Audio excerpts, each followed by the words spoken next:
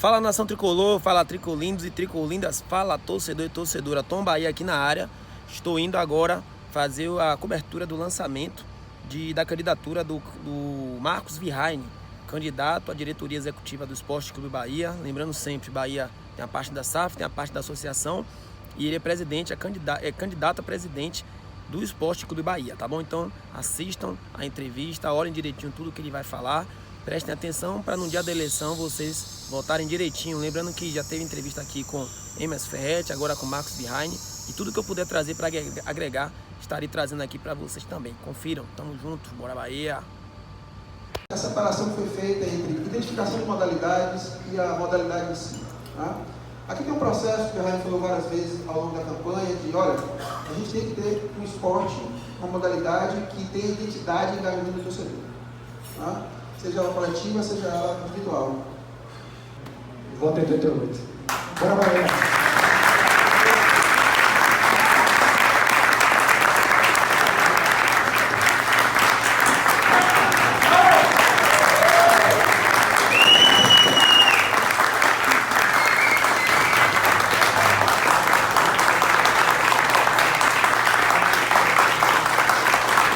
Fala galera ligada no canal aqui Tom Bahia. Estou aqui com mais um candidato a presidente do nosso Esporte Clube Bahia, da associação agora Esporte Clube Bahia, já que tem a SAF, tem a associação, mas continua sendo o nosso Bahia. Marcos Virraine, obrigado pela participação. E eu já quero começar te perguntando, por que você quer ser presidente do Esporte Clube Bahia? Esse é um momento especial que a gente passa, um momento de construção de um novo modelo de atuação do nosso clube. Eu, como todo tricolor, sou apaixonado desde criança. Participei ativamente do processo da democratização do clube. Há 20 anos eu ingressei nesse movimento, 10 anos lutando bastante, organizando palestras, conferências, passeatas. E finalmente, de 2013 para cá, participei 2 vezes no Conselho Deliberativo. Fui coordenador da Comissão de Administração e Finanças. E na sequência, fui presidente do Conselho Fiscal por 6 anos, acompanhei todo o processo de constituição da SAF, conheço o contrato no detalhe. Meu vice, Rogério Silveira, foi o relator da SAF no Conselho Fiscal, também conhece no detalhe. Temos condições de fiscalizar e também agregar valor à SAF. O próprio sítio espera isso do Bahia. Eu tenho uma postura, eu sou economista, tenho mestrado nos Estados Unidos, sou gestor, trabalho na Federação das Indústrias do Estado da Bahia há mais de 23 anos, lido diariamente com grandes empresas, e com o executivo dessas grandes empresas, entendo que eu tenho conhecimento, história no clube e também reúno condições até políticas, por não ter me envolvido politicamente nas disputas recentes internas do clube, de juntar os diferentes grupos para que todos possamos construir esse novo modelo de atuação para o nosso Esporte Clube Bahia. Beleza. Me diga uma coisa, você falou sobre você conhece o processo da SAF, realmente você conhece todo, foi muito bem, isso foi divulgado pelas mídias. Qual a importância do novo presidente da associação do Bahia ter um bom relacionamento com o pessoal do Grupo City?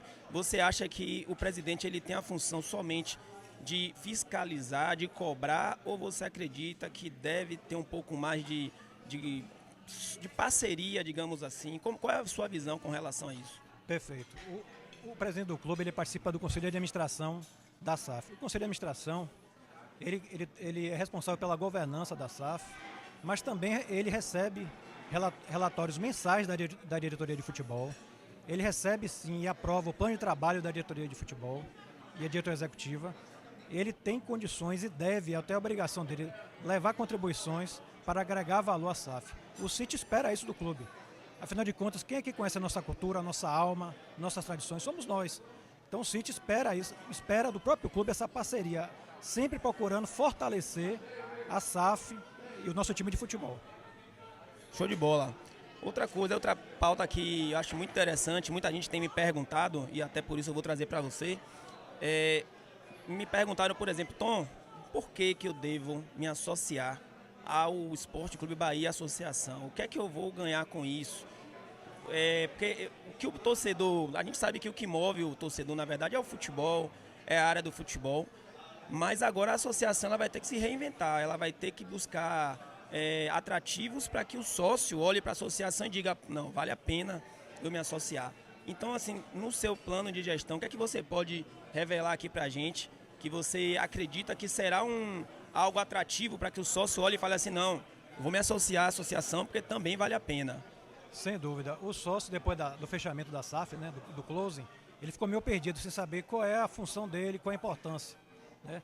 Como eu falei há pouco, o clube tem uma participação forte, sim, no Conselho de Administração da SAF, pode convocar reuniões, o próprio presidente do clube pode convocar reunião do Conselho de Administração, não precisa de ter aprovação dos demais. Então ele tem uma postura ativa. E em relação aos sócios, vamos sim criar um plano de comunicação específico para os sócios, para esclarecer a importância dele participar do clube e a importância do clube nesse processo.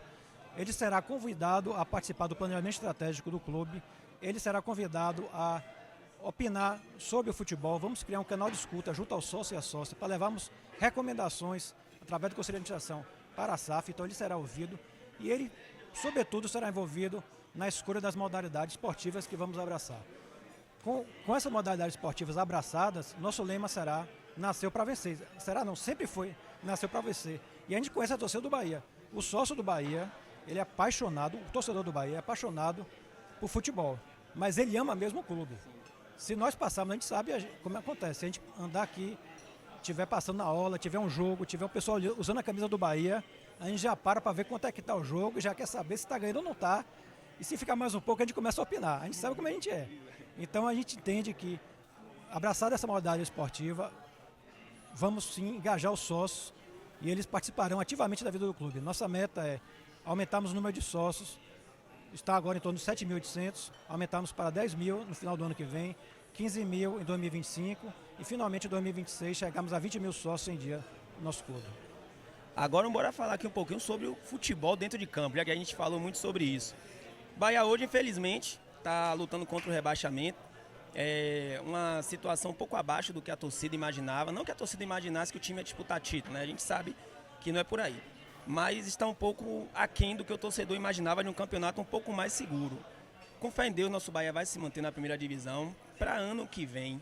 O que é que você espera do Grupo City? O que é que você acha que eles vão fazer de investimento? E também com relação à infraestrutura, como por exemplo o CT do Bahia, que vem sendo muito falado, que eles estão procurando terreno já aqui em Salvador. Algumas pessoas dizem até que já achou esse terreno. Como é que você vislumbra 2024 para o Bahia? Primeiro, em relação à campanha do time desse ano, realmente ficou muito abaixo do esperado.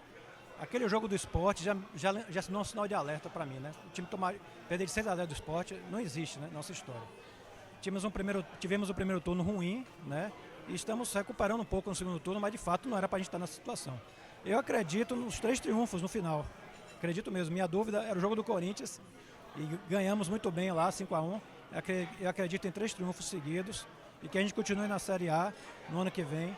O City tem um projeto de médio e longo prazo no clube, já anunciou que pretende transformar nossa divisão de base nas principais divisões de base do Brasil, né?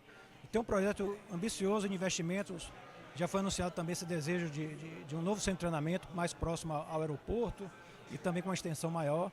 Então as perspectivas são muito positivas para o futuro e é no Conselho de Administração é que a gente terá essa voz ativa, que o presidente do clube vai poder cobrar o plano de trabalho, verificar se os investimentos estão sendo realizados de forma correta, se estão atendendo os pré-requisitos, o que está estabelecido no contrato.